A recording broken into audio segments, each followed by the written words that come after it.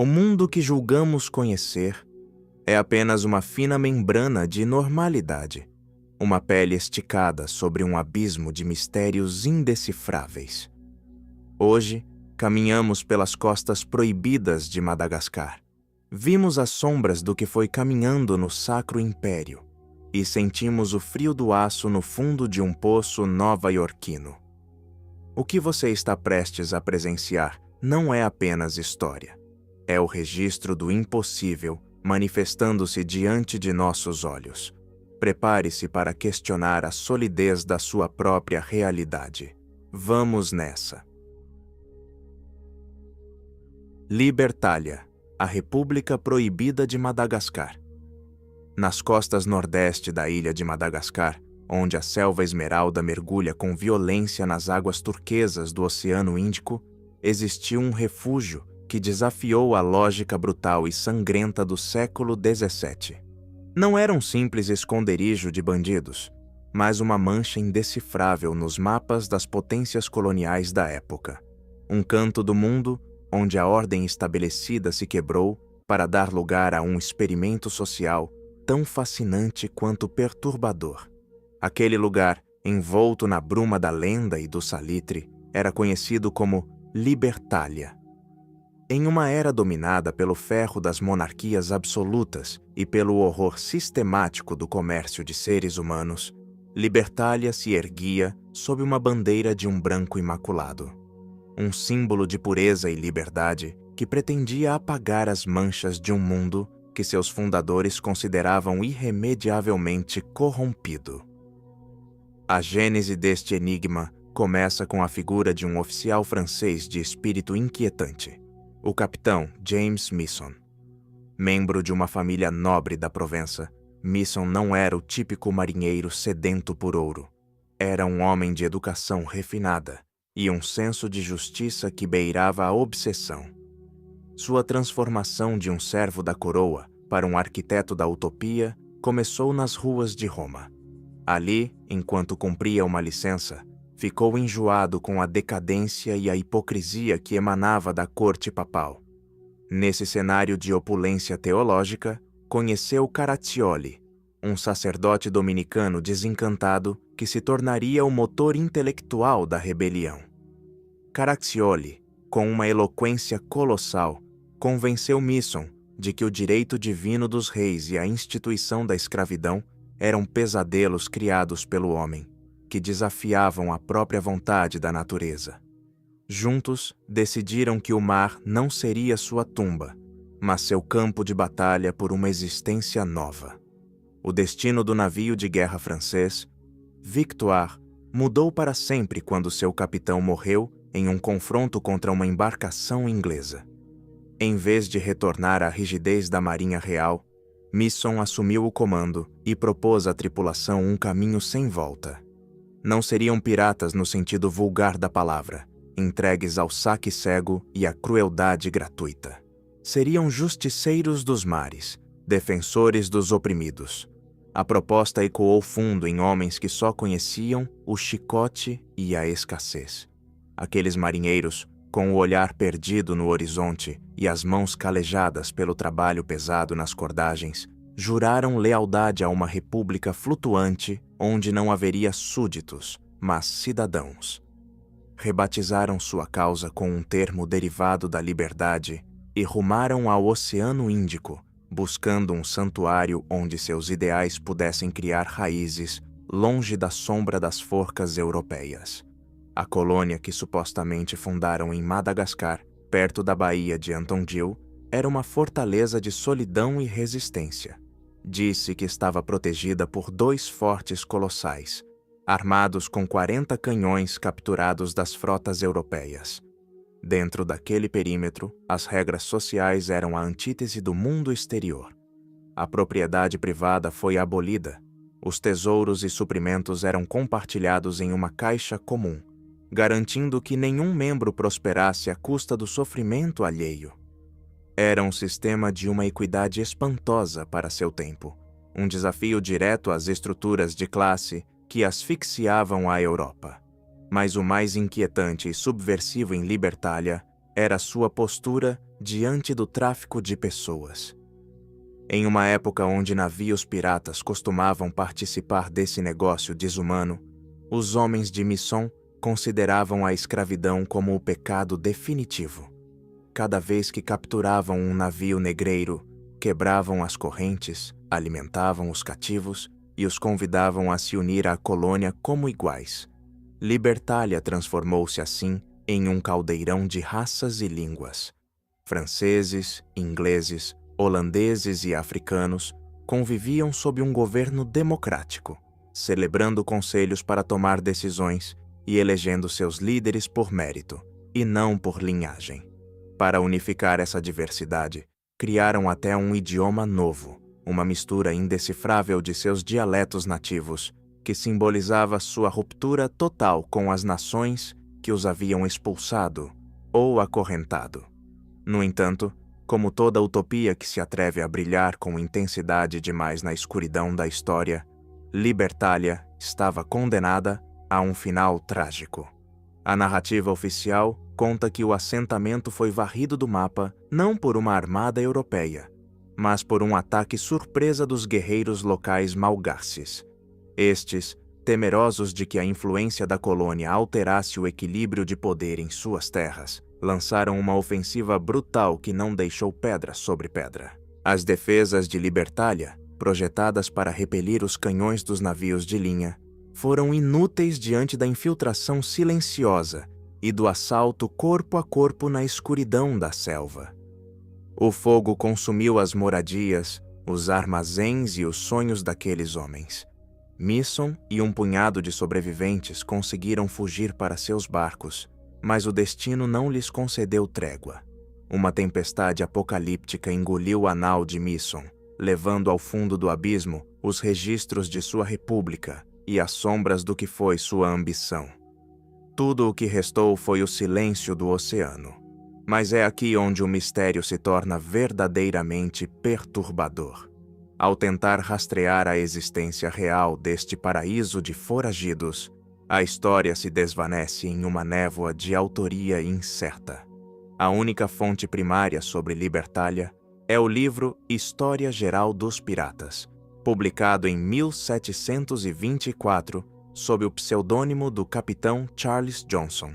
Durante décadas, os investigadores suspeitaram que, por trás desse nome, escondia-se o célebre Daniel Defoe, o autor de Robinson Crusoe.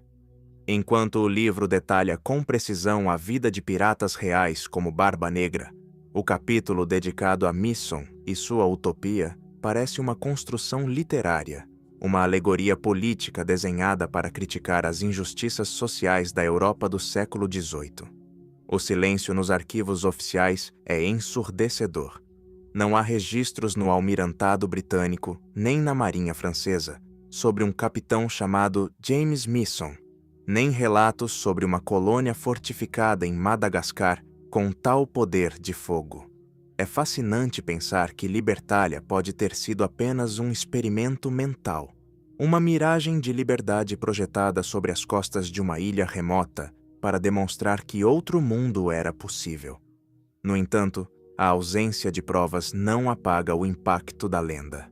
A possibilidade de que um grupo de homens tenha conseguido, mesmo que por poucos anos, viver sem senhores e sem escravos, continua sendo uma ideia que desperta a curiosidade de quem busca no passado as frestas por onde a luz se infiltra. Libertália permanece como um enigma suspenso entre a crônica e a ficção. Um lembrete de que os ideais mais nobres costumam terminar sepultados sob as ondas ou reduzidos a cinzas pela violência de um mundo que não tolera a dissidência absoluta.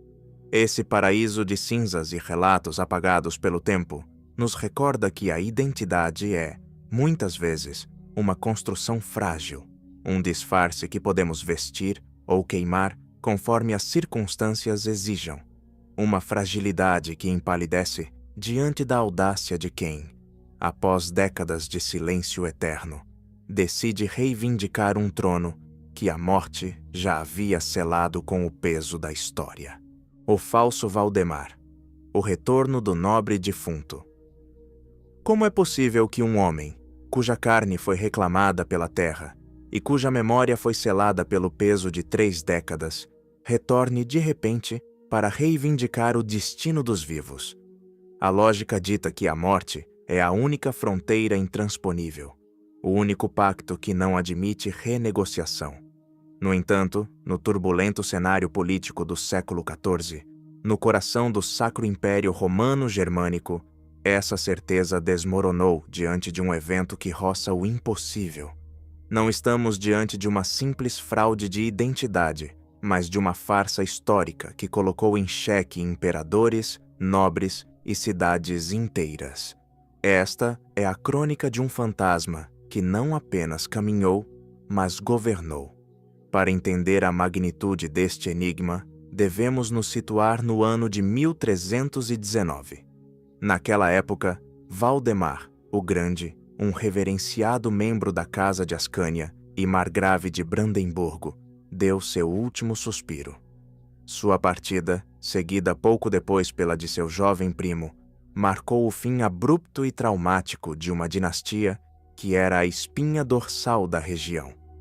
O vácuo deixado pelos Ascânia não foi apenas político. Foi uma ferida na alma de um território que se sentia órfão. Os restos mortais de Valdemar foram entregues à terra com toda a pompa oficial, e o mundo seguiu seu curso. Ou, ao menos, era o que se acreditava. A marca de Brandemburgo, um território vital para o equilíbrio do império, foi entregue pelo imperador Luís IV ao seu próprio filho, Luís o Maior. Mas os novos governantes eram vistos como estrangeiros, intrusos bávaros que só buscavam sugar os recursos de uma terra que não amavam. Durante quase 30 anos, o ressentimento fermentou no silêncio das tavernas e nos castelos de pedra fria. Até que, no verão de 1348, o impensável aconteceu. Um homem de idade avançada, envolto na poeira das estradas e com a dignidade de quem viu os confins do mundo, surgiu no arcebispado de Magdeburgo. Ele não pedia esmolas, pedia seu trono. Afirmava ser Valdemar, o Grande. Para a lógica da época, aquilo era um desafio indecifrável.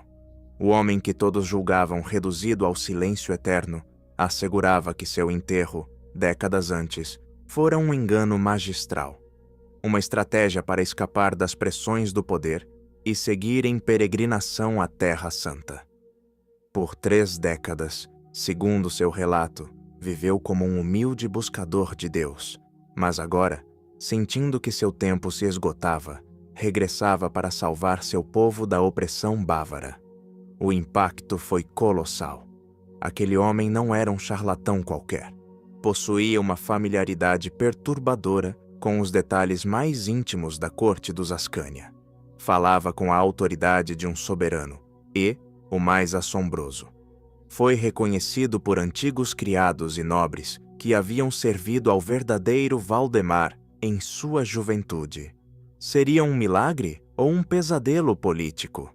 O certo é que o contexto não poderia ser mais fértil para a intriga. O império estava fraturado pela luta entre os Wittelsbach e o recém-eleito Carlos IV, da Casa de Luxemburgo. Carlos, um mestre da estratégia e das sombras, viu naquele ancião uma arma de potência aterradora. Em vez de questionar a impossibilidade biológica do retorno de um morto, Carlos IV validou oficialmente o impostor. Em outubro de 1348, mediante um ato que desafiava qualquer rastro de sensatez, o monarca investiu o homem que afirmava ser Valdemar com o título de Brandemburgo. Se o verdadeiro Valdemar estava vivo, o título outorgado aos Wittelsbach décadas atrás era nulo. Com um único movimento de pena, Carlos IV deslegitimou seus rivais e mergulhou a região em uma guerra civil de lealdades partidas. A população, desesperada para recuperar o passado glorioso, lançou-se ao falso Valdemar com uma fascinação quase religiosa. Cidades inteiras abriram suas portas, jurando fidelidade a um espectro que caminhava à luz do dia. Durante 2 anos, o pretendente governou. Foi um período de caos absoluto, onde a realidade se tornou indecifrável. Os Wittelsbach lutavam desesperadamente para provar que aquele homem era uma fraude. Um tal Jacob Heubock, um antigo moleiro ou talvez um servo que aprendera os modos de seu senhor. Mas as provas materiais pouco importavam diante da vontade política e do desejo de um povo de acreditar no impossível. O falso Valdemar presidia cortes, ditava decretos e movia-se entre os nobres com uma segurança que corroía qualquer dúvida. No entanto, o destino desta jornada sobrenatural estava preso aos fios invisíveis da diplomacia de Carlos IV. Em 1350, o panorama político mudou. Carlos IV já não precisava do impostor. Havia conseguido debilitar seus inimigos e consolidar sua própria autoridade. O ancião que servira como arma letal tornou-se, da noite para o dia, um fardo incômodo. No Tratado de Eltville, após uma série de negociações secretas, chegou-se a um acordo. Os Wittelsbach recuperariam Brandemburgo, e o imperador admitiria que o homem que ele mesmo coroara não era quem dizia ser. A máscara caiu com a mesma rapidez com que fora colocada. Mas aqui, o mistério adquire um tom ainda mais inquietante. Em vez de enfrentar o carrasco ou uma masmorra profunda por tamanha audácia, o falso Valdemar recebeu um tratamento espantosamente clemente. Ele fugiu para a corte dos príncipes de Anhalt-Dessau, que eram os parentes mais próximos da extinta linha dos Ascânia. Resulta perturbadoramente fascinante que a própria família que deveria se sentir mais ofendida pela usurpação decidiu acolhê-lo, protegê-lo e permitir que vivesse seus últimos dias cercado de confortos até sua morte natural, em 1356. Alguns historiadores sussurram que os Anhalt sabiam a verdade e que tudo foi uma conspiração de sangue. Outros sugerem que o parecido e o conhecimento do homem eram tão perfeitos que até seus supostos parentes duvidaram da evidência do tempo. O falso Valdemar desapareceu das crônicas como o que sempre foi, uma sombra projetada sobre o palco do poder. Sua história nos deixa com a inquietante suspeita de que a verdade histórica é muitas vezes uma construção frágil diante da necessidade política. Um homem pôde apagar 30 anos de ausência e convencer um império de que a morte era opcional, desde que sua presença fosse útil para quem move os fios do mundo.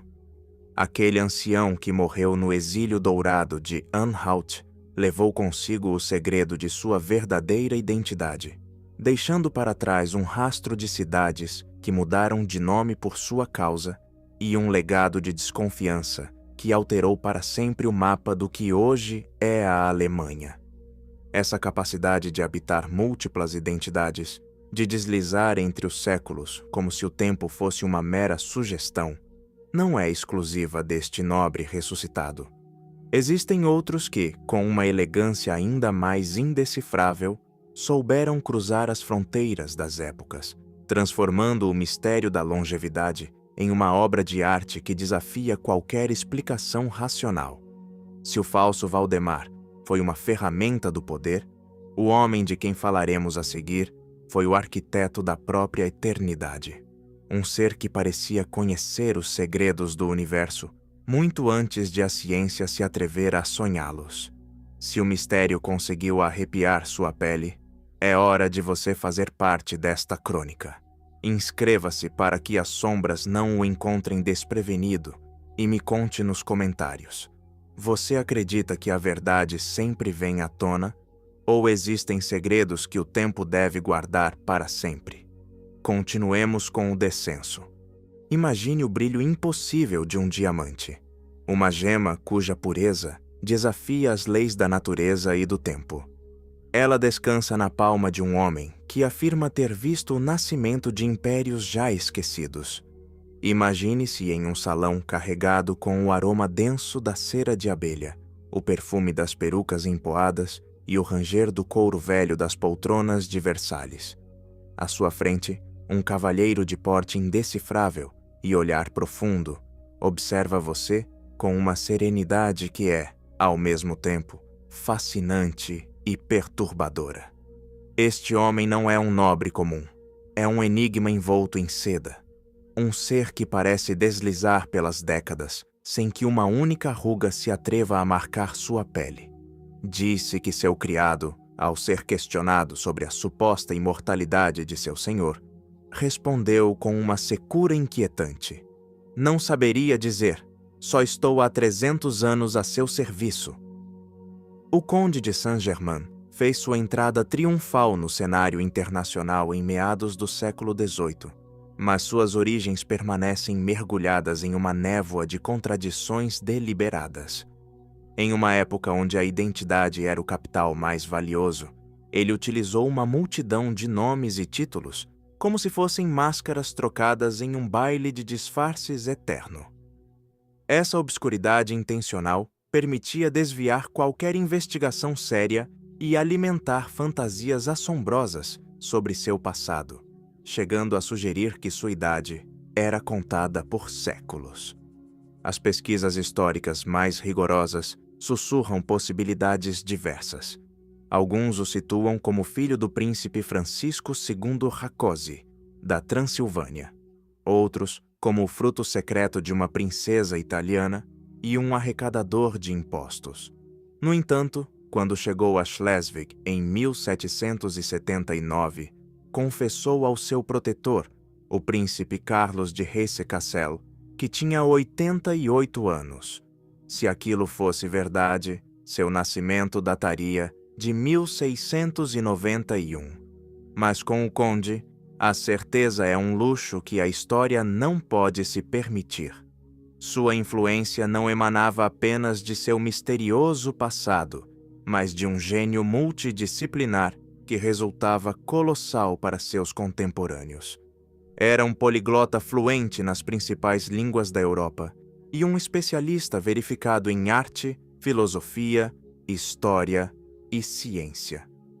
Não era estranho ouvi-lo tocar violino com um virtuosismo que silenciava as salas de concerto, ou vê-lo compor peças musicais que ainda hoje são preservadas, embora poucos se atrevam a interpretá-las sob a sombra de seu mito.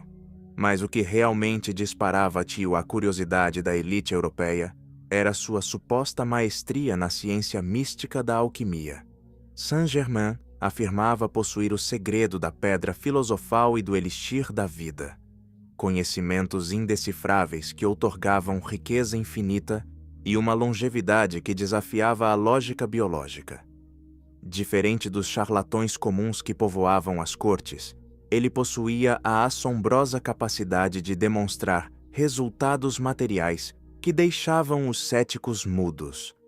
Existe uma anedota fascinante envolvendo o rei Luís XV, que certa vez lhe entregou um diamante com uma imperfeição profunda que arruinava seu valor. O conde pegou a pedra e, ao devolvê-la um mês depois, a gema era de uma pureza absoluta, sem qualquer rastro da mancha original. O joalheiro do rei, após pesá-la e examiná-la, determinou que o valor da pedra havia se multiplicado de forma espantosa. Teria sido um milagre da transmutação ou uma sofisticada substituição? Ninguém pôde provar a segunda opção, e aquele evento selou sua posição como o favorito da corte, concedendo-lhe um acesso sem precedentes aos círculos mais íntimos do poder. Entretanto, essa fachada de alquimista e virtuoso ocultava um trabalho muito mais terreno e perigoso, o de um agente de inteligência a serviço de potências desconhecidas. Sua capacidade para ser, simultaneamente, todos e ninguém, fazia dele a ferramenta perfeita para a diplomacia secreta. Luís XV confiava nele de forma absoluta, utilizando-o para missões tão delicadas que frequentemente beiravam a espionagem internacional. Durante a Guerra dos 7 Anos, Saint-Germain moveu-se pelas cortes da Holanda e Inglaterra, tentando mediar acordos de paz nas sombras, o que lhe rendeu acusações de ser um espião russo ou prussiano. Rumores indicam até que esteve presente em São Petersburgo em 1762, desempenhando um papel determinante no golpe de Estado que levou Catarina, a Grande, ao trono.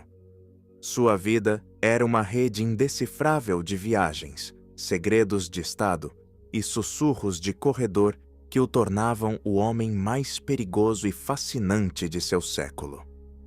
Apesar de ter aconselhado reis e ostentado segredos imortais, o fim de sua crônica histórica resultou surpreendentemente mundano. O conde passou seus últimos anos sob a proteção do príncipe Carlos de Hesse-Kassel, onde supostamente faleceu em 27 de fevereiro de 1784. Foi entregue ao silêncio eterno, em um túmulo humilde em uma pequena igreja local. Quando as autoridades procederam ao leilão de seus pertences, por não haver herdeiros, o inventário foi uma decepção colossal. Encontraram apenas efeitos pessoais modestos, algumas roupas e uma pequena quantia em dinheiro. Para os céticos, aquilo foi a prova de que o grande alquimista era apenas um homem que gastara até seu último suspiro para manter uma aparência de riqueza. Para seus seguidores, aquele foi o ponto de virada onde o homem se transformou definitivamente em lenda. A notícia de sua partida serviu apenas para disparar novas visões inquietantes. Quase imediatamente, começaram a circular relatos de sua sobrevivência. Uma condessa francesa afirmou ter conversado longamente com ele após a tomada da Bastilha em 1789, assegurando que o conde lhe previra, com uma precisão perturbadora, o futuro sangrento da França. Outros garantiram tê-lo visto em 1820, mantendo o aspecto de um homem na plenitude da maturidade, sem que o passar das décadas tivesse conseguido dobrar sua figura. Com o tempo, essas aparições tornaram-se mais esotéricas, afastando-se dos salões da aristocracia para adentrar nos reinos do espiritual. No século XX, movimentos da nova era elevaram Saint-Germain ao posto de mestre ascenso, uma entidade de poder espiritual absoluto que guia o destino da humanidade a partir de dimensões superiores.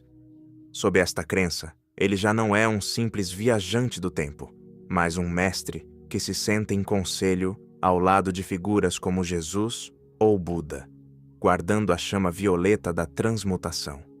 Ele é o arquiteto de uma eternidade que nós, meros mortais, mal podemos vislumbrar.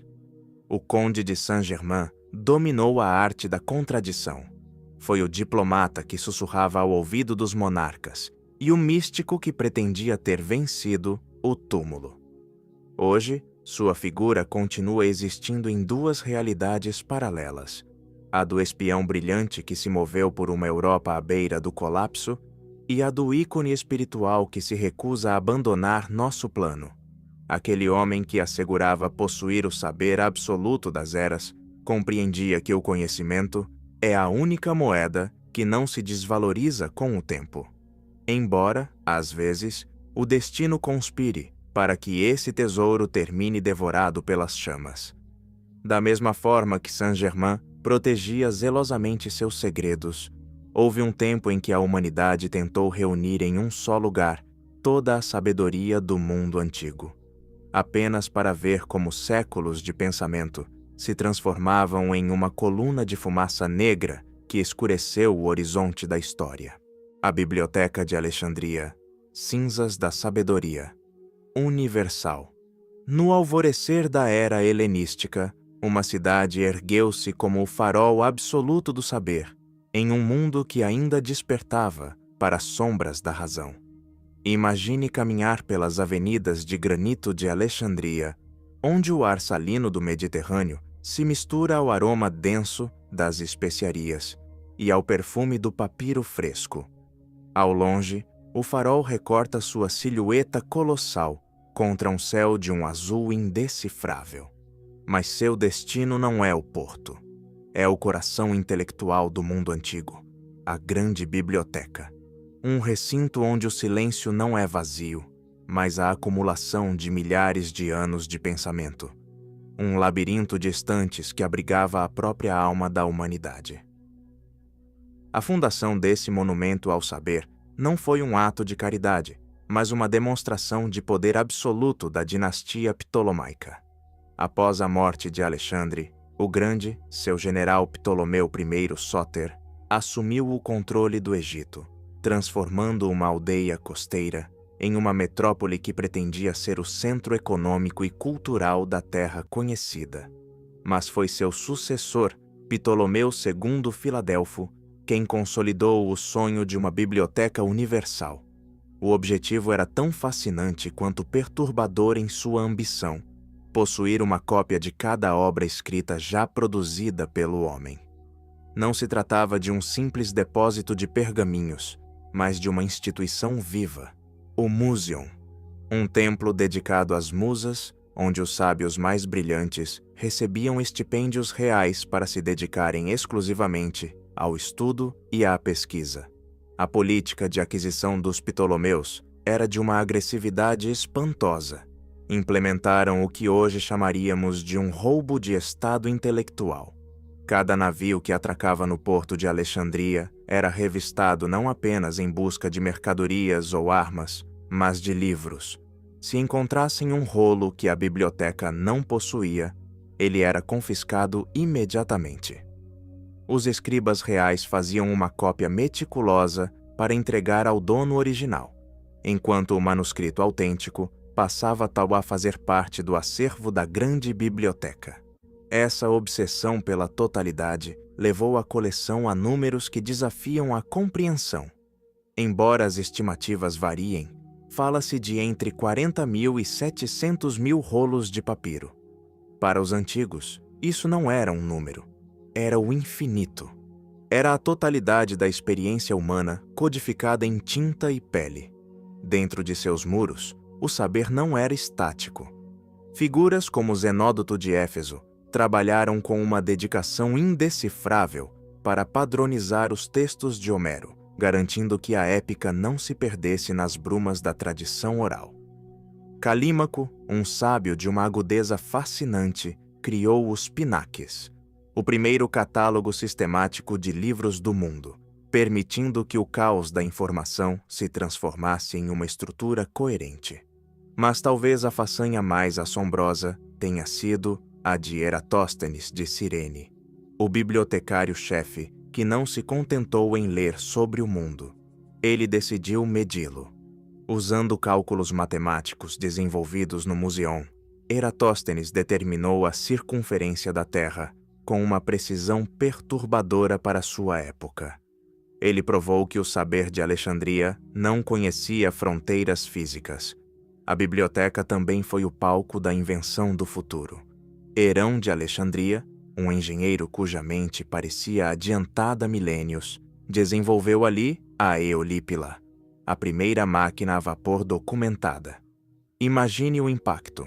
O germe da Revolução Industrial existia no século I, cercado por pergaminhos de filosofia e astronomia. No entanto, a fragilidade desse tesouro era seu maior enigma. O papiro, material sobre o qual se assentava a sabedoria antiga, é uma substância orgânica, delicada e vulnerável à umidade, aos insetos e, acima de tudo, ao fogo. Cada rolo representava um investimento colossal de tempo. Copiar um tratado de filosofia ou uma tragédia de Ésquilo exigia semanas de trabalho especializado de escribas que deixavam sua visão na tarefa. A destruição de um único rolo não era apenas a perda de um objeto, era a aniquilação intelectual de meses de esforço e séculos de herança. A queda da Biblioteca de Alexandria é uma das maiores tragédias da história, mas seu fim não foi a explosão repentina que a lenda nos faz acreditar. A ideia de que uma única tocha apagou o saber do mundo em uma noite de fúria é uma simplificação melancólica. Na verdade, a biblioteca sofreu uma agonia lenta e perturbadora. O primeiro grande golpe ocorreu de forma involuntária, durante o cerco de Júlio César à cidade, em 48 a.C. quando um incêndio no porto se espalhou para alguns dos armazéns próximos ao mar. Embora o Musion tenha sobrevivido, a semente da destruição estava plantada. Com o passar dos séculos, a falta de financiamento dos novos senhores romanos e as constantes revoltas religiosas e políticas foram minando a instituição. O declínio tornou-se irreversível sob o comando do imperador Teodósio, em 391. Em seu afã de erradicar qualquer vestígio de paganismo, ele ordenou o fechamento das instituições que não se alinhassem com a nova fé oficial. O que restava da biblioteca, conhecida como a Biblioteca Filha, no Serapeu, foi saqueado e desmantelado. Séculos de astronomia, medicina, matemática e literatura transformaram-se em cinzas ou foram abandonados ao esquecimento, mergulhando a humanidade em uma escuridão intelectual que duraria 1000 anos. A perda é incalculável. Estima-se que hoje possuímos apenas uma fração mínima do conhecimento grego e romano, fragmentos de um espelho quebrado que outrora refletiu o universo inteiro. O desaparecimento da Biblioteca de Alexandria deixou um vácuo que a história ainda tenta preencher. Frequentemente, menciona-se Hipátia, a filósofa e matemática vítima da violência sectária, como o último suspiro dessa era dourada. Embora sua vida tenha terminado séculos após a biblioteca principal perder seu esplendor, seu destino ficou entrelaçado ao mito da queda do saber. Sua morte não foi apenas o fim de uma mulher brilhante. Foi o fechamento definitivo de uma janela para um mundo onde a curiosidade não tinha limites religiosos ou políticos. Aquela perda nos lembra que o saber acumulado é uma construção tão imponente quanto frágil. Um monumento que pode ser derrubado não apenas pelas chamas, mas pela indiferença e pelo dogmatismo. No entanto, enquanto os bibliotecários de Alexandria se esforçavam para capturar a imensidão do cosmos em rolos de papiro, nas mesmas praças e sob o mesmo sol mediterrâneo, existiam homens que desprezavam o acúmulo de qualquer tesouro que não fosse o da autossuficiência absoluta. Pouco importavam as bibliotecas e os palácios para aquele que decidira que o único saber verdadeiro residia no despojo total e no desafio constante às convenções dos homens civilizados. Nas ruas poeirentas de Corinto, um homem estava prestes a provar que se pode ser o dono da verdade mais crua sem possuir nada além de um barril e uma vontade de ferro. Diógenes de Sinope, a vontade detida do cínico. Nas praças poeirentas de Corinto, sob um sol que caía com uma indiferença colossal sobre nobres e escravos, um homem decidiu que sua vida seria o espelho do desprezo total por toda a convenção humana. Ele não buscava aplausos nem ouro. Buscava uma forma de existência tão crua e elementar que resultava, para seus contemporâneos, em um enigma perturbador. Aquele homem era Diógenes de Sinope, o filósofo que escolheu habitar em um barril de barro. Vestia trapos que cheiravam a ranço e ao esquecimento. Sua mera presença na ágora era um tapa na sofisticação da civilização grega. Chamava a si mesmo de o cão, um insulto que a sociedade usava, mas que ele abraçou com uma fascinação inquietante. Transformou a palavra cínico, derivada do vocábulo grego para cão, em uma bandeira de guerra contra a hipocrisia. A trajetória de Diógenes começou nas sombras do exílio. Expulso de sua natal Sinope, nas costas do Mar Negro, chegou a Atenas despojado de tudo, exceto de um comando indecifrável que recebeu de um oráculo: desfigurar a moeda.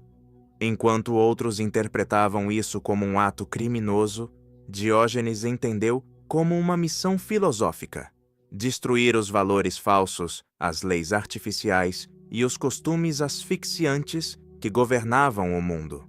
Para ele, a verdadeira felicidade não residia no acúmulo de saber ou bens, mas na autarqueia, uma autossuficiência tão radical que permitia ao indivíduo enfrentar a sorte com o mesmo desdém com que um animal observa as tempestades. Sua vida não era uma teoria, era uma performance constante. Um pesadelo de honestidade que obrigava os cidadãos a olharem para a feiura de suas próprias pretensões.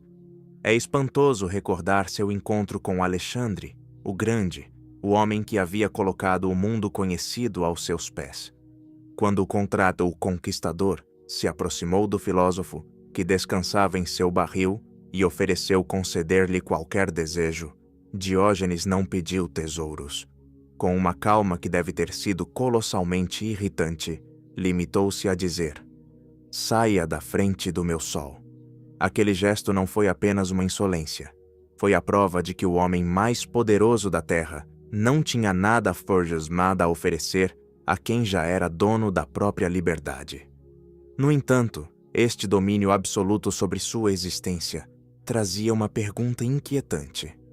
Se um homem passou a vida reivindicando o controle total sobre sua vontade, como permitiria que a natureza, esse processo cego e indecifrável, decidisse seu ato final? A morte de Diógenes, ocorrida perto do ano 320 antes de nossa era em um ginásio de Corinto, é um labirinto de versões que despertam a curiosidade de qualquer cronista do inexplicável. Ao ter alcançado a idade de quase 90 anos, uma marca assombrosa para quem vivia em condições de indigência extrema, sua partida não poderia ser um evento comum. Os biógrafos da antiguidade, sentindo que o desfecho deveria estar à altura de seu caráter desafiador, criaram relatos que são peças de uma filosofia macabra. Um final silencioso e passivo teria destruído sua afirmação de ser o capitão de seu destino. Por isso, as crônicas sobre seu trânsito ao outro lado são exercícios de uma tensão narrativa perturbadora.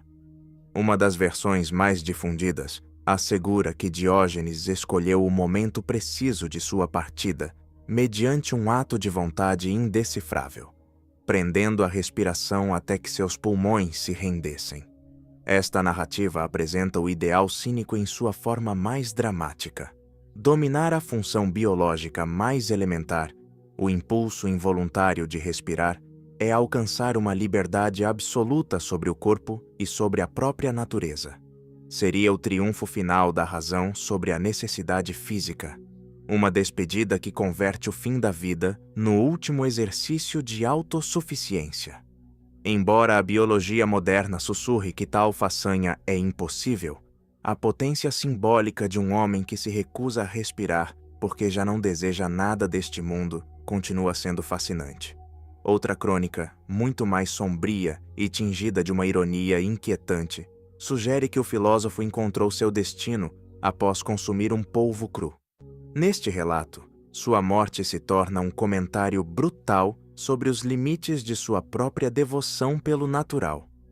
Ao rejeitar as convenções da cozinha e o preparo dos alimentos, Diógenes teria sido vítima da mesma natureza selvagem que tanto defendia. Seu final, neste contexto, é uma advertência perturbadora. A natureza é indiferente e impiedosa, e o desprezo pelas normas humanas tem um preço que às vezes se paga com o horror de uma agonia solitária. Existe até uma terceira versão que mistura a tragédia com o simbolismo de seu apelido. Disse que morreu por causa da mordida de um cão de rua enquanto disputavam um pedaço de carne. O homem que viveu como um canino teria sido devorado pelo próprio símbolo, fechando um círculo de simetria assombrosa e cruel. Independentemente de qual foi o destino final de seus restos mortais, o que resulta indecifrável é como um homem que desprezava toda estrutura social logrou que seu nome ressoasse através dos milênios. Diógenes não deixou escritos, não fundou academias de mármore, nem buscou o favor dos deuses. Seu legado foi sua própria carne e sua negativa em ser domesticado. Quando lhe perguntaram como queria ser tratado após sua partida, pediu que jogassem sua sombra do que foi fora das muralhas da cidade, para que os animais selvagens pudessem se alimentar. Seus amigos, escandalizados, perguntaram se não temia ser devorado. Diógenes, com essa lógica colossal, respondeu que deveriam apenas colocar um pau ao seu lado para espantá-los. Quando lembraram que no silêncio eterno ele não teria sensibilidade para usar o pau, ele sentenciou: então, que me importa o que me aconteça se não vou sentir nada? Esse despojo total, essa entrega do que sobra de nós aos elementos, é o testemunho de uma mente que entendeu que a vida é um piscar de consciência no meio de uma noite eterna. Diógenes morreu na pobreza mais absoluta, mas com uma riqueza de espírito que fazia reis parecerem mendigos ao seu lado. Sua passagem pelas praças de Corinto deixou um rastro de desconcerto que ainda hoje nos obriga a questionar o que realmente possuímos e o que nos possui. O cão filósofo fechou os olhos no Craneion, deixando para trás um mistério sobre sua vontade final que nenhuma crônica pôde resolver por completo. Mas enquanto um só homem na Grécia desafiava a ordem do mundo de seu barril, no coração da Península Itálica crescia uma engrenagem social de magnitude assombrosa. Uma cidade que se tornaria o centro de um império colossal. Ali, a noção da autossuficiência de Diógenes seria substituída por um sistema de dependência massiva, onde centenas de milhares de cidadãos aprenderiam a viver dos despojos da conquista, transformando a inatividade em um direito divino e a sobrevivência em um espetáculo subsidiado pelo Estado. Roma, a cidade dos cidadãos parasitas. A capital do mundo conhecido abrigava uma população colossal que sobrevivia sem mover um único dedo. Um enigma social que desafia a lógica de qualquer civilização moderna. Resulta em um paradoxo indecifrável imaginar uma metrópole de mais de 1 milhão de almas, onde o suor do trabalho não era a moeda de troca, mas sim um estigma evitado a todo custo. No século II da nossa era, Roma não era apenas um centro de poder militar, mas um experimento de consumo parasita em escala assombrosa. Imagine-se no coração do Fórum, cercado por mármores que deslumbram sob o sol do meio-dia. Você percebe que a maré humana ao seu redor, centenas de milhares de homens em togas impecáveis, não tem pressa para chegar a nenhum escritório, oficina ou mercado. Não são mendigos, são os donos do mundo. Cidadãos romanos cuja única ocupação era existir e serem alimentados pela engrenagem insaciável do império. Este ordenamento social, tão fascinante quanto perturbador, sustentava-se sobre uma base de ferro e sofrimento, a escravidão em massa. Estima-se que até 1/3 da população da cidade fosse composta por pessoas escravizadas, máquinas de carne e osso que realizavam desde as tarefas mais abjetas até os trabalhos mais sofisticados. Em Roma, o trabalho manual era visto como algo impróprio para um homem livre, uma mancha que degradava o espírito. Mas o mais espantoso é que mesmo os empregos qualificados, como o de curadores ou mestres de retórica, eram exercidos frequentemente por cativos gregos de cultura refinada. O paradoxo era absoluto. Enquanto os mais brilhantes e laboriosos careciam de liberdade, os livres careciam de propósito. Essa desconexão criou uma massa cidadã que vivia em ócio permanente, sustentada pelo espólio das províncias e pela dor dos submetidos. Para manter a paz nesta caldeira de inatividade, o Estado romano aperfeiçoou uma política que passou à posteridade com um nome que destila cinismo: panem et circenses, pão e circo. Era o contrato social definitivo, uma estratégia colossal para pacificar uma população que, de outro modo, voltaria sua frustração contra o governo.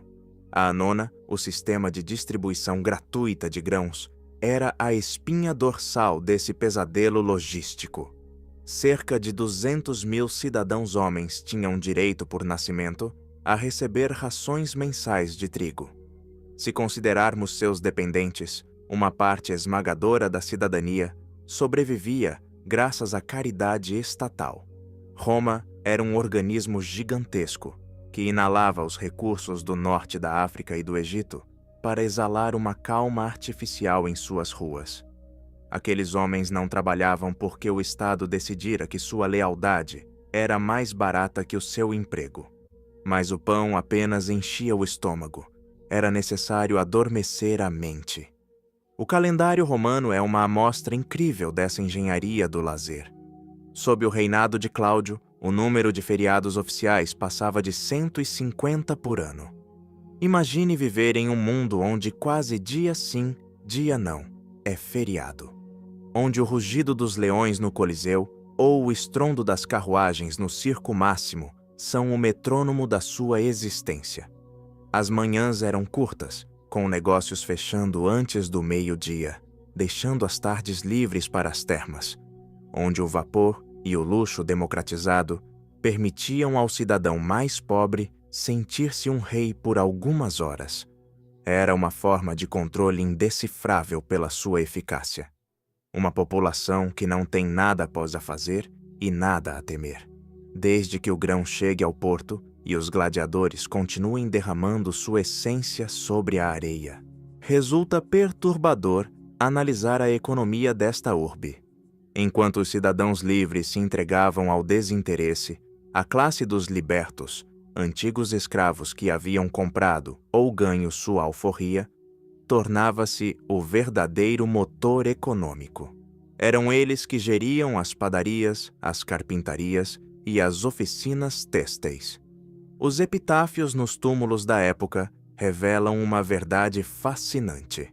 São os libertos que ostentam com orgulho seus ofícios em suas lápides, enquanto os registros dos nascidos livres guardam um silêncio sepulcral sobre qualquer atividade produtiva. O status era medido pela distância que alguém conseguia manter do esforço físico. A cidade dos Césares era, em essência, um imenso teatro onde os atores trabalhavam para um público que se recusava a sair da poltrona, financiado pelo tesouro imperial. Essa estrutura não era apenas um desafio à lógica econômica, mas também um enigma moral. No que se transforma um homem quando sua única responsabilidade é assistir a um espetáculo e esperar sua ração de comida? A resposta de Roma foi a criação de uma cultura de clientelismo. Aqueles cidadãos que não recebiam o suficiente do Estado buscavam um patrão rico, um homem de influência, visitado todas as manhãs no ritual da salutatio. Em troca de apoio político, ou apenas para aumentar o séquito do patrão, recebiam a spórtula, uma pequena quantia em dinheiro ou comida. Era uma rede de dependência indecifrável que unia o mendigo de toga ao senador, garantindo que ninguém fosse realmente independente, mas que ninguém tivesse que trabalhar para sobreviver. O colapso deste sistema foi tão lento quanto sua construção foi colossal.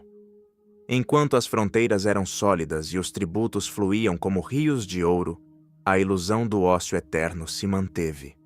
Mas quando a engrenagem militar começou a falhar e as províncias pararam de enviar seu tributo de carne e grãos, o despertar foi um pesadelo.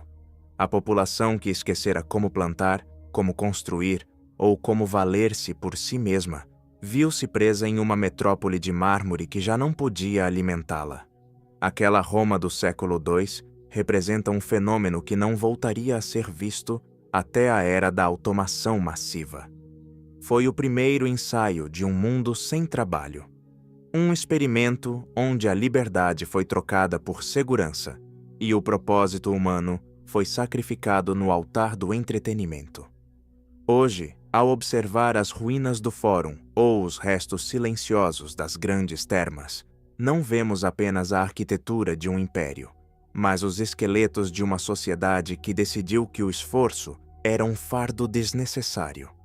É um lembrete fascinante de que mesmo a civilização mais poderosa pode tornar-se parasita do próprio sucesso, alimentando-se do passado até que não reste nada além do eco dos aplausos em um circo vazio. Aquela imobilidade cidadã, aquele silêncio das ferramentas em mãos livres, é o mistério que ainda pulsa sob as pedras da Via Sacra. Essa calma comprada com grãos e sofrimento, esse sedentarismo absoluto, de quem se sabe protegido por muros inexpugnáveis, é o contraste perfeito para atar a vida daqueles que nasceram com o deserto nas veias e o horizonte como única lei. Pois enquanto uns aceitavam as correntes invisíveis do bem-estar estatal, outros, nas vastas terras do Novo Mundo, lutariam até o último suspiro para evitar que mesmo seus restos mortais descansassem sob a jurisdição daqueles que pretendiam ser seus donos. A história de Roma é a de uma captura consentida.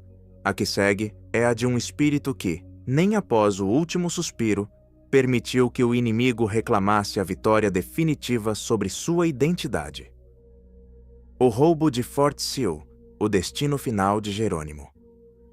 No inverno de 1909, o último grande guerreiro Apache fechou os olhos, mas seu descanso definitivo estava destinado a se tornar um pesadelo de intrigas e sombras que se estenderia por mais de um século. Jerônimo, o homem que por décadas foi o terror de duas nações e o símbolo indomável da resistência no Sudoeste, deu seu último suspiro em 17 de fevereiro, sob um céu de Oklahoma que parecia pesar como chumbo. Ele não partiu no calor da batalha, nem sob o estrondo dos canhões, mas consumido por uma pneumonia em um leito de hospital militar, ainda sob o status humilhante de prisioneiro de guerra. Sua partida marcou o fim de uma era colossal, mas também o início de um dos enigmas mais perturbadores e fascinantes da história americana: a profanação de seu túmulo pelas elites mais poderosas do país. Após seu falecimento, os restos mortais do guerreiro foram depositados no cemitério de prisioneiros de guerra de Fort Sill. Tratava-se de um lugar austero, vigiado pela mesma instituição que o manteve cativo por mais de 20 anos. Embora hoje uma pirâmide de pedras coroada por uma águia sinalize o local de seu repouso, essa estrutura não passa de um monumento à incerteza. No momento do sepultamento, o local era uma cova simples, quase anônima, integrada à terra estéril do forte. Para o governo dos Estados Unidos, Jerônimo era uma relíquia perigosa que devia ser contida mesmo após a vida. O que ninguém suspeitava era que o verdadeiro perigo não viria de uma revolta Apache, mas da curiosidade mórbida e do elitismo de jovens soldados, destinados às esferas mais altas do poder político. A crônica da infâmia situa-se quase uma década depois do enterro, entre 1917 e 1918, em plena efervescência da Primeira Guerra Mundial. Fort Sill havia se tornado um centro de treinamento para oficiais e, entre os homens destacados ali, encontrava-se um grupo de estudantes da Universidade de Yale. Não eram recrutas comuns, eram membros da Skull and Bones, a sociedade secreta mais influente e hermética da América, conhecida por seus rituais obscuros e sua obsessão com o simbolismo da morte. Entre esses homens figurava Prescott Bush, que anos mais tarde se tornaria senador e o patriarca de uma dinastia que daria 2 presidentes à nação.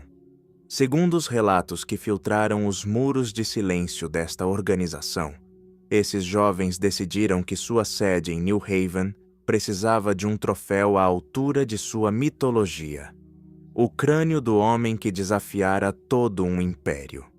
O testemunho mais inquietante desta suposta profanação é uma carta escrita em 1918 por Winter Mead, outro membro da sociedade. Nessa correspondência, Mead alardeava com uma frieza assombrosa sobre como o crânio de Jerônimo, o Terrível, havia sido exumado de seu túmulo em Fort Sill, junto com seus fêmures e seus arreios de prata. O documento descrevia como a sombra do que ele foi havia sido limpa da terra de Oklahoma para ser transladada para a tumba, o edifício sem janelas no campus de Yale, onde a sociedade realiza seus ritos de iniciação. A ideia de que o crânio de um guerreiro que lutou pela liberdade de seu povo terminasse como um objeto decorativo no clube privado da aristocracia da Nova Inglaterra é simplesmente uma imagem perturbadora, que dispara a indignação e a curiosidade em partes iguais. No entanto, o mistério torna-se ainda mais indecifrável quando se analisa a autenticidade dos restos. Muitos historiadores sustentam que, no momento do suposto roubo, o túmulo de Jerônimo carecia de sinalização clara, o que sugere que os estudantes de Yale podem ter profanado os restos mortais de qualquer outro indivíduo enterrado no cemitério militar. Por outro lado, dentro das comunidades apaches, circula uma lenda persistente e fascinante. Disse que, pouco depois do enterro original, um grupo de seguidores leais removeu o corpo de Jerônimo em segredo para um lugar desconhecido nas montanhas, para evitar precisamente que fosse manchado por seus inimigos.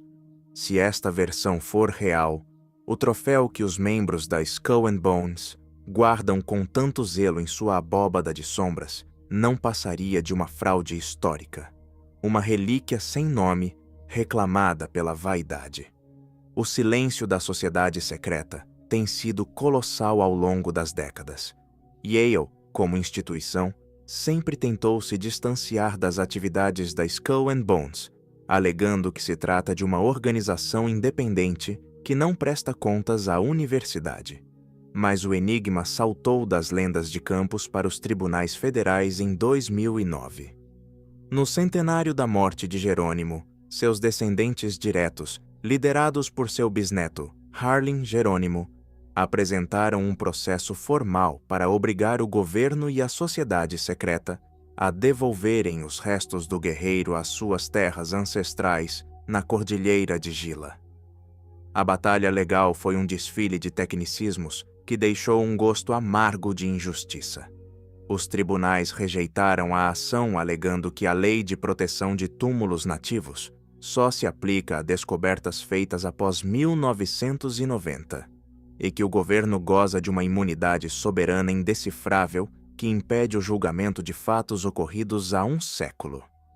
A negativa em investigar o que jaz dentro da tumba de Yale apenas alimenta a fascinação por este enigma. Para os Apaches, a permanência do crânio de seu líder em um porão de Connecticut é uma ferida aberta, uma captura simbólica que não terminou. Jerônimo, o homem que nunca se rendeu totalmente, continua sendo um prisioneiro, seja sob as pedras de Oklahoma ou nas vitrines ocultas de uma elite que se alimenta dos mitos dos vencidos. A possibilidade de que seus restos estejam sendo utilizados em rituais macabros pelos futuros líderes do mundo livre é um paradoxo inquietante que parece extraído de um romance de terror gótico, mas que pulsa com uma força real na consciência coletiva. Ao final, o destino da herança terrena de Jerônimo permanece suspenso em um limbo de sombras. Não há provas definitivas que confirmem o roubo, mas o orgulho com que os profanadores documentaram seu ato sugere que, para eles, a verdade importava menos do que o poder do símbolo. O guerreiro Apache, que passou a vida fugindo por desertos escaldantes e cânions intransponíveis, parece ter encontrado na morte um labirinto ainda mais complexo. Sua história é um lembrete de que o conflito entre opressores e oprimidos nem sempre termina com um tratado de paz ou um túmulo selado. Às vezes, ele se prolonga no roubo da identidade e na luta pelo direito a um descanso digno. Aquele crânio, real ou imaginário, representa a última vitória de Jerônimo, sua capacidade de continuar perturbando o sono daqueles que acreditam tê-lo conquistado. É um segredo guardado a 7 chaves, uma peça de um quebra-cabeça histórico que se recusa a ser resolvido. Porque no fundo deste mistério, jaz a pergunta de quem tem o direito de reivindicar os restos da história. Às vezes, a Terra decide ocultar seus tesouros sob camadas de esquecimento. E outras vezes, É a água que se encarrega de sepultar os segredos de uma tragédia que se nega a ser esquecida. Como se fosse um eco dessa mesma escuridão, o destino dos desaparecidos muitas vezes é escrito em lugares onde a luz não chega. Nas profundezas de um abismo estreito e frio, sob o calçamento de uma cidade que começava a crescer sem olhar para trás, uma jovem encontraria um destino igualmente perturbador, transformando um poço de água no cenário de um pesadelo que marcaria o início da crônica negra de uma nação. Esse poço, silencioso e sombrio, guardava um segredo que a justiça não pôde decifrar. O mistério de Manhattan, o fantasma do poço. Nas ruas escuras e geladas da Nova York de 1799, um sussurro de fuga terminou no fundo de um abismo, marcando o início de uma crônica que até hoje gela o sangue de quem caminha pelos distritos mais antigos da metrópole. Manhattan não era então a colossal selva de vidro e aço que conhecemos, mas um labirinto de madeira, barro e sombras, onde o inverno era sentido como um peso físico. Um frio cortante que obrigava os cidadãos a se refugiarem atrás dos muros de pedra das hospedarias. Em um desses cantos, numa pensão de Greenwich Street, regida por Catherine e Elias Ring, vivia Elma Sands, uma jovem de 22 anos, cuja beleza melancólica e destino indecifrável se tornariam o primeiro grande pesadelo judicial da jovem nação americana. A atmosfera naquela casa era de uma tensão contida. Elma guardava um segredo perturbador que só compartilhou em voz baixa com seus primos. Planejava se casar em segredo com outro hóspede da pensão, um jovem carpinteiro chamado Livy Weeks.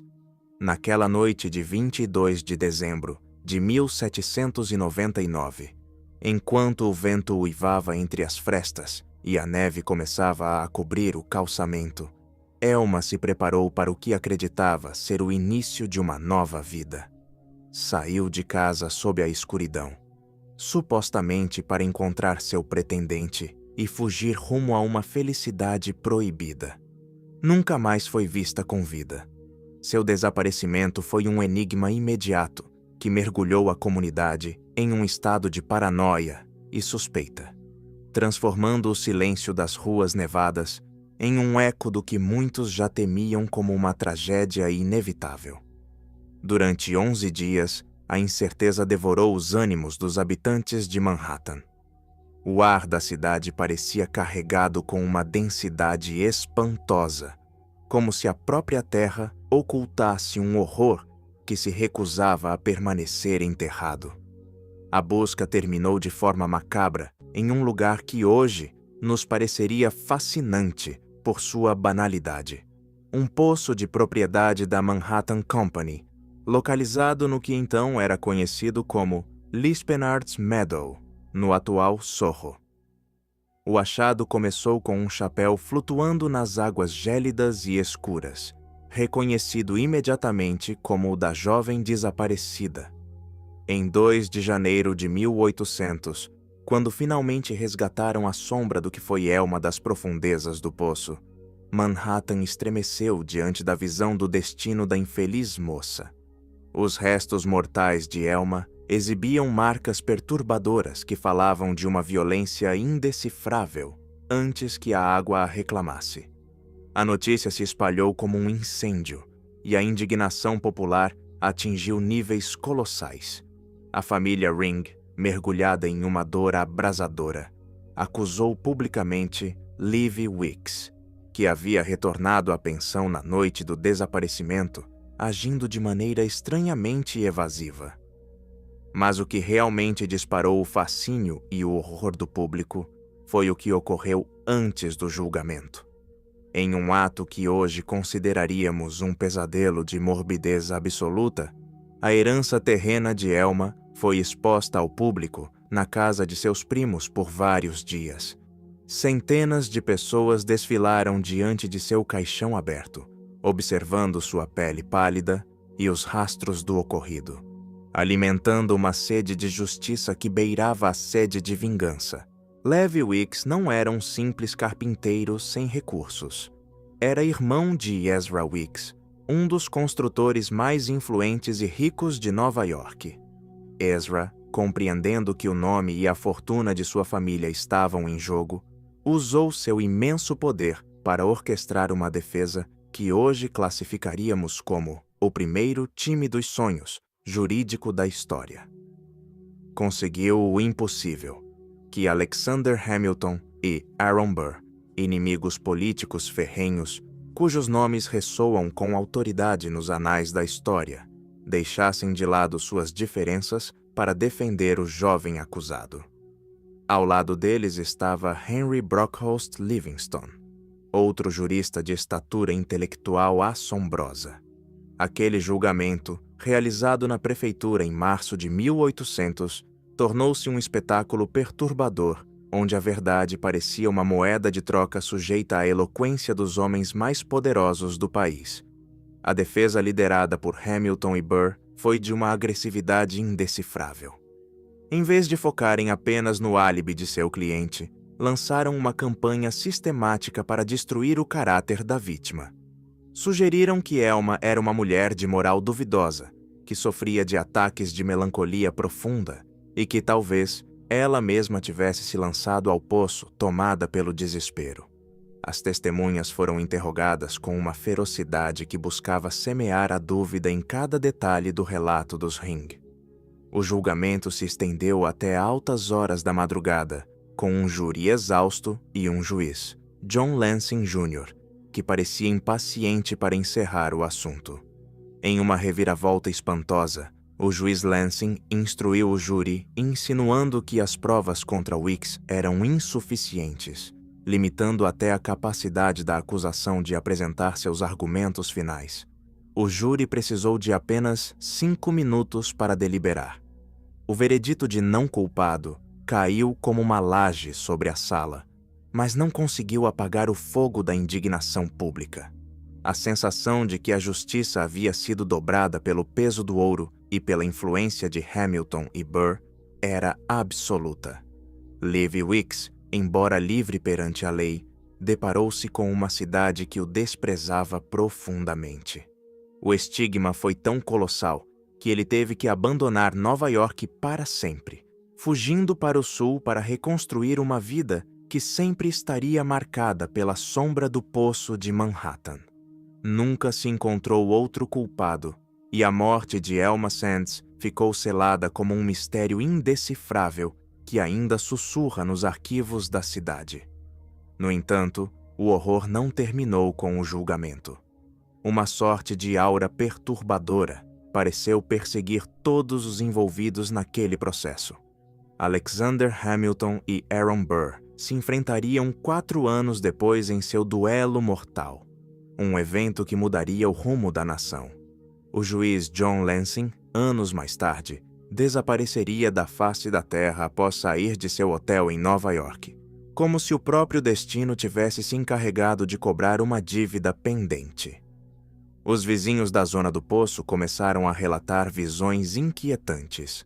Uma figura feminina de um branco espectral que vagava perto da água, emitindo lamentos que se confundiam com o vento invernal.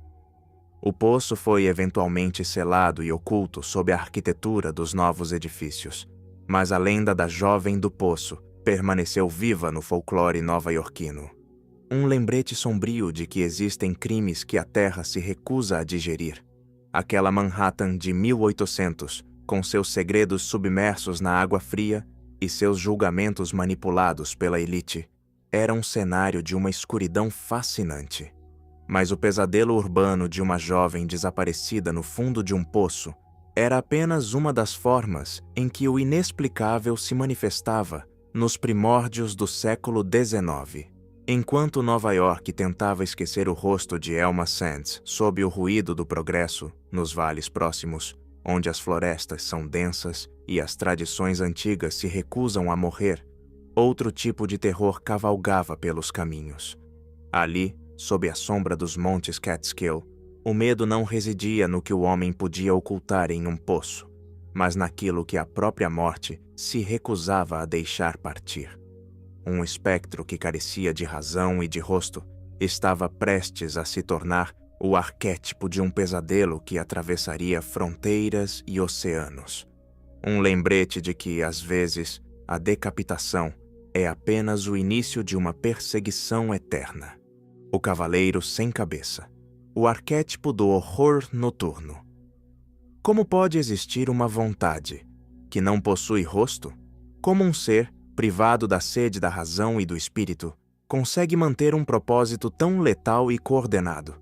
A lógica da vida dita que a cabeça é o santuário da identidade, o farol que guia o corpo através do caos da existência. Perdê-la é o final absoluto, uma sentença de silêncio eterno. No entanto, o cavaleiro sem cabeça se ergue como uma paradoxa indecifrável que cavalga pelos sonhos e medos da humanidade há mais de 1000 anos. É um espectro que não deveria existir segundo as leis da natureza, mas que se manifesta com uma determinação perturbadora, lembrando-nos que há horrores que não precisam de olhos para nos encontrar, nem de voz para nos fazer gritar. Esta figura não é uma simples invenção da literatura gótica. É um arquétipo assombroso que habitou os pesadelos de múltiplas culturas, adaptando sua forma ao frio das montanhas ou à espessura dos bosques. Antes que o cinema e a narrativa moderna o convertessem em um ícone popular, este cavaleiro já espreitava nos cantos mais sombrios da Europa medieval. Nas terras da Irlanda, ele é conhecido como o Dullahan, o Homem Escuro. Não é um fantasma comum, mas uma criatura feérica de natureza perturbadora. Disse que o Dullahan cavalga sobre um corcel negro como o carvão, cujos cascos não produzem o som do metal sobre a pedra, mas um eco surdo que parece golpear diretamente o peito de quem o escuta. O mais inquietante é sua fisionomia. Onde deveria estar sua cabeça, há apenas um pescoço irregular e sangrento, enquanto o rosto, com uma pele que lembra queijo apodrecido, é carregado pelo cavaleiro sob o braço, servindo como uma lanterna macabra para iluminar as trilhas mais escuras. O Dullahan não busca tesouros nem vinganças mundanas.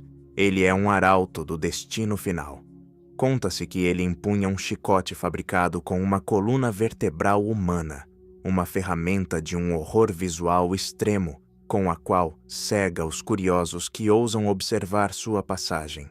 Se o cavaleiro para e pronuncia um nome, a pessoa mencionada expira no mesmo instante, reclamada por uma força indecifrável. Alguns folcloristas sugerem que este ser é o eco degradado de Crom Dubh, uma antiga divindade celta que exigia sacrifícios mediante a decapitação. Com a chegada do cristianismo, o deus transformou-se em demônio, mas sua sede de almas decapitadas permaneceu intacta, condenado a vagar pelas colinas sob uma forma que desafia toda a sanidade. No folclore germânico, a paradoxa do cavaleiro sem cabeça adquire um tom moral fascinante e colossal. Aqui, os cavaleiros decapitados costumam estar vinculados à caçada selvagem, uma procissão de almas perdidas que atravessa o céu em noites de tormenta. Diferente de seu equivalente irlandês, o cavaleiro alemão é frequentemente um retornado, o espírito de um homem que cometeu atos atrozes em vida e que agora está condenado a um caminhar eterno.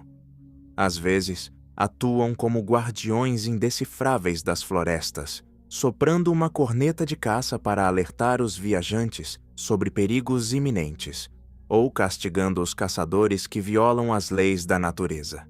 É uma figura de dualidade perturbadora, um monstro que impõe a ordem, um ser sem cabeça que age com uma justiça que os vivos costumam esquecer. O ranger de sua armadura velha e o frio cortante que o acompanha são sinais de que o julgamento do outro lado chegou.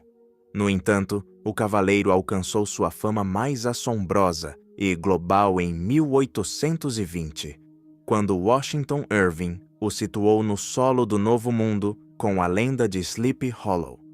Irving não inventou o cavaleiro, mas o transformou em um mito americano indecifrável, vinculando-o à história sangrenta da Revolução dos Estados Unidos. O espectro de Sleepy Hollow é a sombra do que foi um mercenário hessiano, um soldado alemão de ferocidade lendária, que foi decapitado por uma bala de canhão durante a Batalha de White Plains em 1776. Seu destino foi um evento de violência assombrosa, e seus restos mortais foram sepultados pelos moradores no cemitério da velha igreja holandesa do Vale. Segundo a lenda, todas as noites ele se levanta de seu túmulo e cavalga em direção ao campo de batalha, em uma busca desesperada e perturbadora por sua cabeça perdida. O que torna esta versão tão fascinante é a ambiguidade que a cerca. O Cavaleiro de Sleepy Hollow é uma força da natureza, um lembrete de que a guerra deixa cicatrizes que a terra não pode curar. Sua presença nos caminhos arborizados do Vale do Hudson gera uma atmosfera de densidade narrativa extrema. O encontro com Ichabod Crane, o mestre-escola supersticioso, é o clímax deste pesadelo.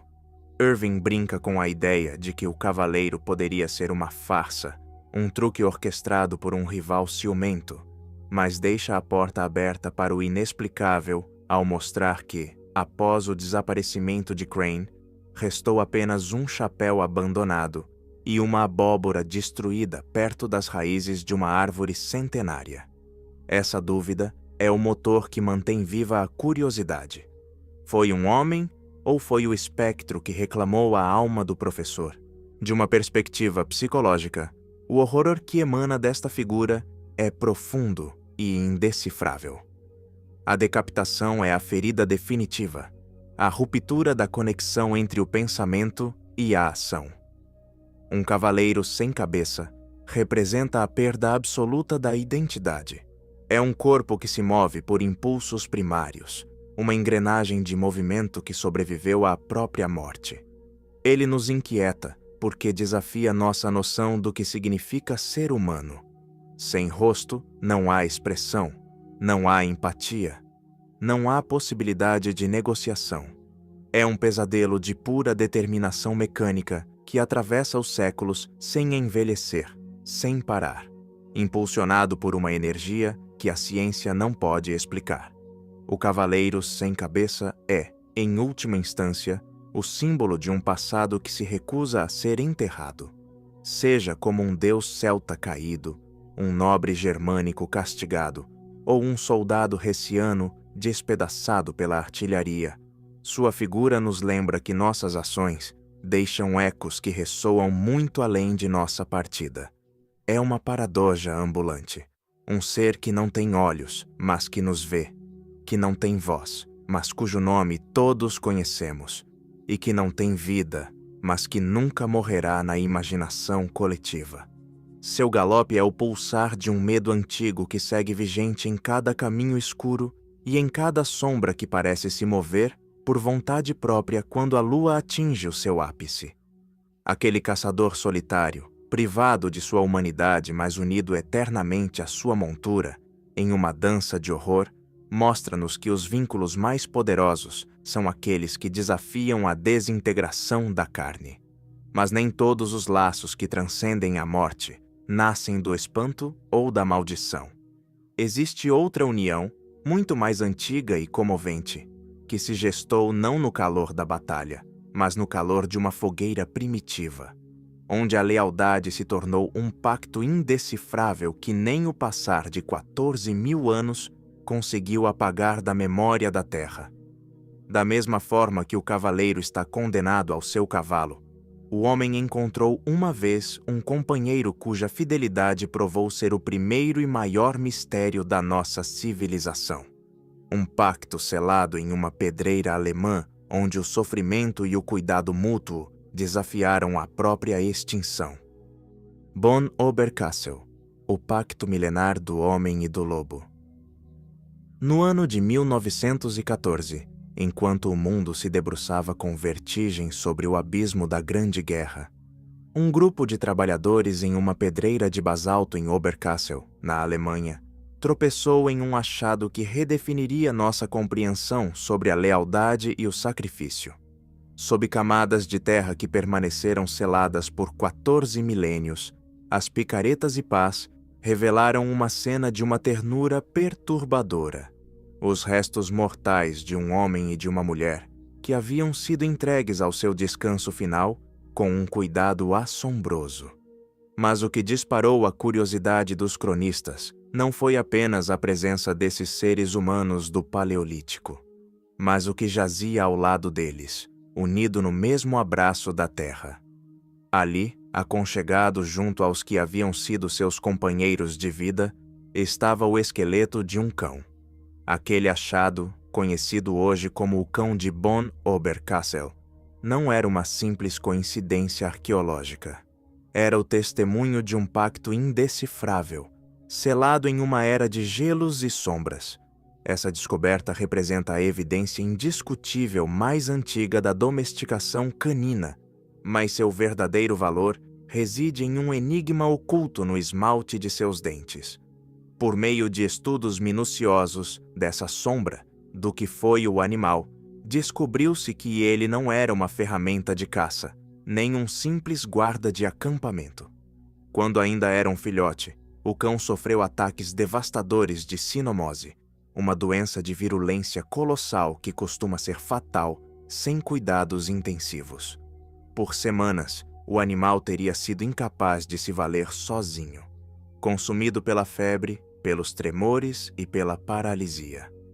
Sua sobrevivência, que hoje nos parece milagrosa, só foi possível porque aqueles humanos decidiram mantê-lo vivo. Tiveram que limpá-lo, oferecer água e compartilhar sua comida escassa em um ambiente onde cada caloria era a fronteira entre a vida e o silêncio eterno. Aquele ato de compaixão para com um ser que não oferecia benefício prático imediato sugere que, há 14 mil anos, a relação entre nossas espécies já havia transcendido a utilidade para se tornar algo fascinante e profundo: a amizade.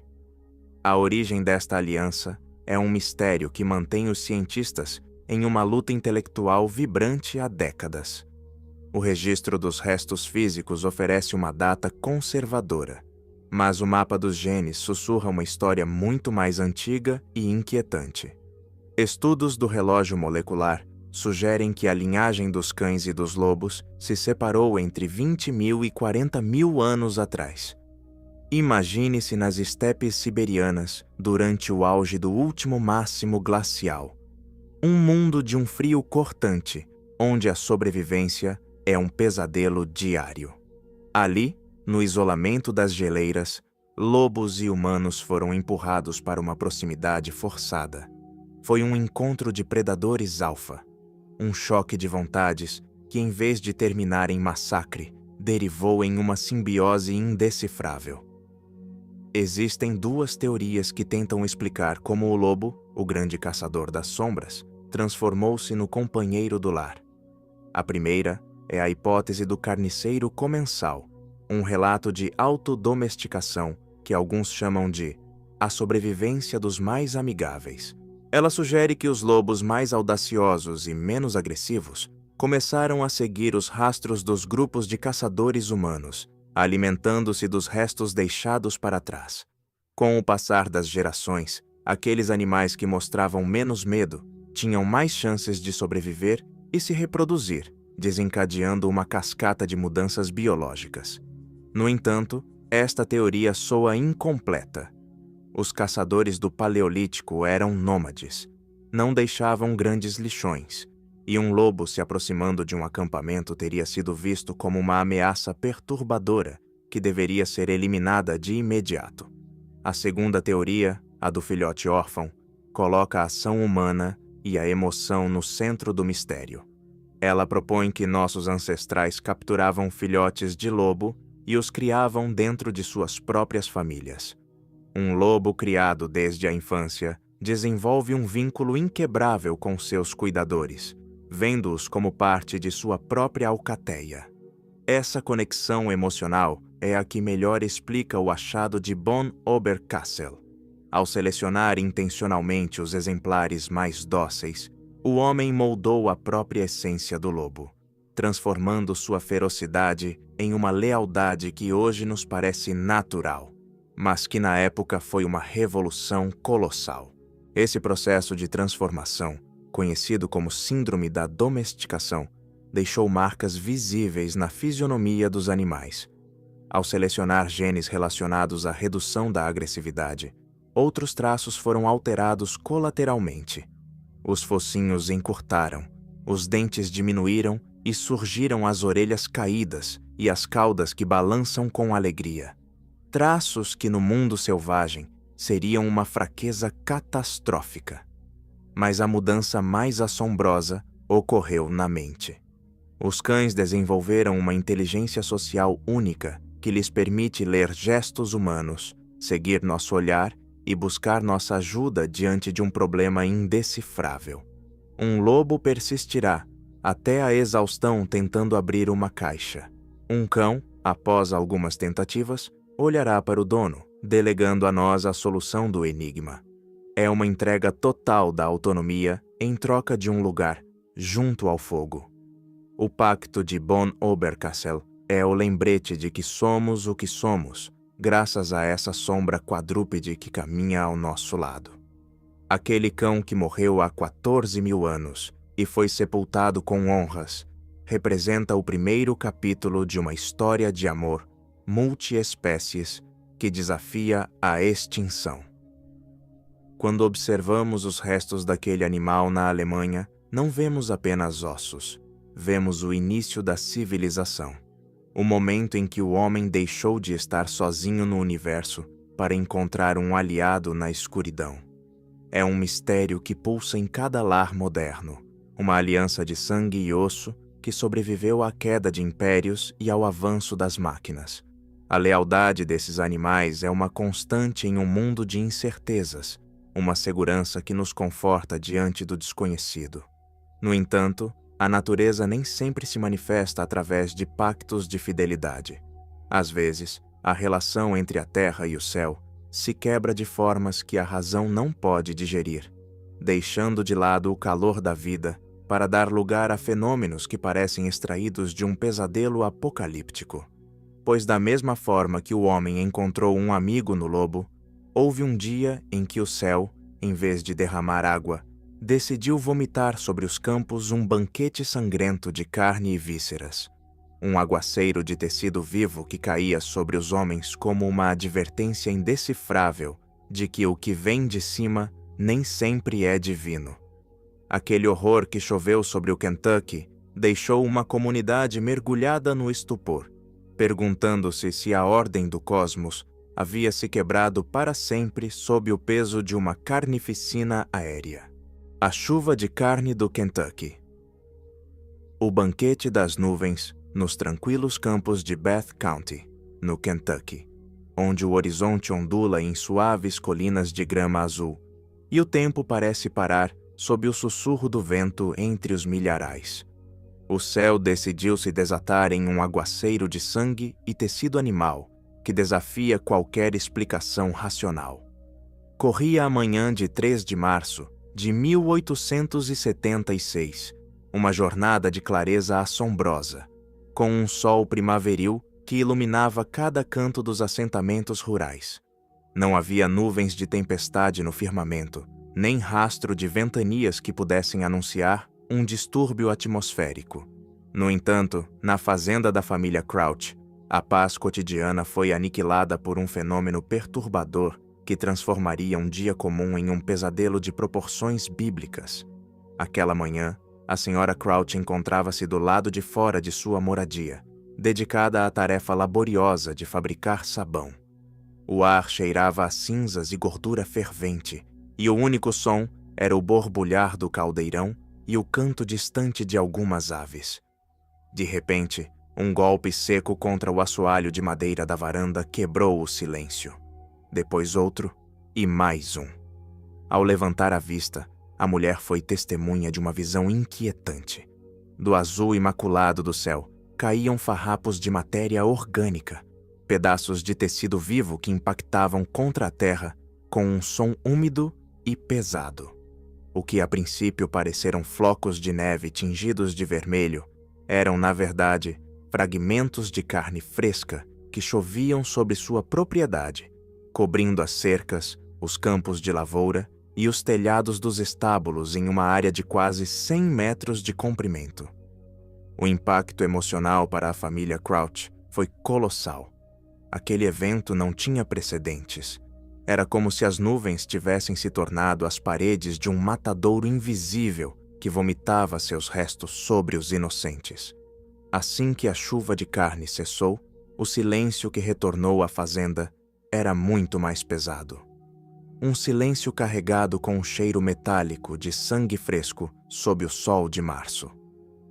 Os fragmentos variavam de tamanho, desde pequenas partículas finas como hóstias até pedaços de vários centímetros de comprimento. A curiosidade, vencendo o horror inicial, atraiu os vizinhos e curiosos da região, que observavam com uma fascinação perturbadora como os restos orgânicos balançavam sobre os galhos das árvores como se fossem frutos de uma colheita maldita. Em uma comunidade onde a religião e a superstição caminhavam de mãos dadas, o evento foi interpretado imediatamente como um enigma divino, um presságio indecifrável de tragédias vindouras, ou talvez um castigo por pecados ocultos. A notícia, claro, não demorou a atrair as figuras de autoridade local. Um açougueiro da região, acostumado ao manejo diário de peças, foi convocado para identificar a origem da matéria. Após examinar os fragmentos, seu desconcerto foi absoluto. Embora na aparência lembrasse carne de vaca, o tecido carecia da consistência e do aroma habituais. Um caçador experiente, após observar as fibras e a cor escura de algumas peças, jurou que se tratava de restos de urso, enquanto outros insistiam que era cordeiro, apesar de não se ter relatado a perda de animais em nenhuma fazenda próxima. A magnitude do mistério chegou aos ouvidos da imprensa nacional, e logo o New York Times relatou os fatos, disparando a curiosidade da comunidade científica da época. Amostras da carne do Kentucky foram coletadas com cuidado e enviadas a laboratórios e universidades de todo o país para serem analisadas sob as lentes dos microscópios. Aqueles homens de ciência, afastados das explicações místicas, buscaram uma causa física para este pesadelo aéreo. As primeiras teorias foram tão assombrosas quanto errôneas. Alguns sugeriram que se tratava de nostoc, uma classe de cianobactéria gelatinosa que, após uma chuva intensa, pode inchar e adquirir aparência carnuda. No entanto, esta hipótese foi descartada de imediato. O céu estivera limpo, e as análises confirmaram a presença inequívoca de fibras musculares e tecido conectivo. Não era uma planta, era a essência de um ser vivo que havia caído do vazio. Com o passar dos meses, os relatórios revelaram dados ainda mais inquietantes. Ao examinar o tecido, identificaram-se fragmentos de pulmão, tecido nervoso e fibras musculares estriadas. O veredito era unânime. O que caiu sobre Bath County eram os órgãos internos e os músculos de um animal superior. Mas como chegaram ali? Sem tornados que tivessem sugado animais dos campos próximos, a explicação mais lógica e, ao mesmo tempo, mais asquerosa começou a ganhar corpo. A teoria do vômito dos abutres. Os abutres americanos, habitantes comuns da região, possuem um mecanismo de defesa colossal e perturbador. Quando se veem ameaçados ou precisam aliviar seu peso para empreender um voo rápido após um banquete excessivo, são capazes de regurgitar o conteúdo de seus estômagos de forma violenta. A reconstrução científica do evento propõe que um bando massivo dessas aves teria se alimentado dos restos de algum animal de grande porte, talvez um cavalo ou um cervo, em algum lugar afastado da fazenda. Ao se elevarem e voarem sobre a propriedade dos Crouch, algo deve ter assustado as aves em pleno voo, desencadeando uma reação em cadeia de vômito coletivo. Os pedaços de carne, parcialmente processados pelos sucos gástricos das aves, mas ainda frescos, teriam caído de uma grande altura, dispersando-se pelo vento antes de impactarem contra o solo. Esta explicação, embora despoje o evento de sua aura sobrenatural, não retira 1 milímetro de sua natureza perturbadora. A imagem de um exército de aves necrófagas, esvaziando suas entranhas sobre uma mulher que fabrica sabão, é um retrato de horror biológico que permanece gravado na história do Kentucky. Apesar da solidez da teoria do abutre, o mistério nunca foi selado por completo. A variedade de tecidos encontrados, pulmões, músculos, nervos, sugeria que o animal devorado havia sido desmembrado com uma precisão assombrosa antes de ser ingerido. Além disso, algumas testemunhas afirmaram que a carne parecia estar em um estado de frescor que não batia com o processo digestivo das aves, por mais breve que fosse. Para muitos habitantes de Bath County, a explicação científica era uma tentativa desesperada de racionalizar o indecifrável. O enigma da chuva de carne permaneceu como tema de conversa nas noites de inverno. Uma história que lembrava a todos que o céu, esse espaço que costumamos considerar sagrado e puro, pode se tornar a qualquer momento o cenário de uma carnificina espantosa. Hoje em dia, algumas amostras daquele evento ainda são conservadas em frascos de cristal, submersas em soluções que preservaram o tecido por mais de um século. Com os avanços da genética moderna, talvez algum dia possamos determinar com exatidão a que criatura pertenceram esses restos mortais, mas isso não apagará o terror que a Sra. Crouch sentiu ao ver o chão de seu lar manchado de uma vida que caiu do nada. A chuva de carne do Kentucky é um lembrete fascinante de que nosso mundo está cheio de frestas por onde se infiltra o grotesco e de que a natureza tem formas de se manifestar que superam qualquer pesadelo que o homem possa imaginar. Este evento, que deixou uma ferida de perplexidade no solo americano, é apenas mais uma peça do grande mosaico do indecifrável que percorremos hoje. Um mosaico onde a realidade se dobra, onde os mortos retornam para reivindicar tronos, onde o saber se transforma em cinzas e onde a lealdade transcende os milênios. São crônicas de um mundo que se recusa a ser domesticado pela lógica. Relatos que nos convidam a olhar para as sombras, não com medo, mas com uma curiosidade insaciável. Pois é na escuridão onde a verdade mais pura costuma aguardar para ser descoberta. Chegamos ao final deste percurso pelos labirintos do inexplicável. Ao apagar as luzes, lembre-se de que a história não é um livro fechado, mas um organismo vivo que respira através dos vazios que deixamos ao esquecer. Talvez a próxima chuva de carne caia no seu jardim, ou o próximo cavaleiro sem cabeça o espere na curva de um caminho que você acreditava ser seguro. Se você se atreve a continuar explorando os cantos mais sombrios da nossa existência, inscreva-se e acompanhe-me na próxima entrega. Até lá, mantenha os olhos abertos e a razão alerta.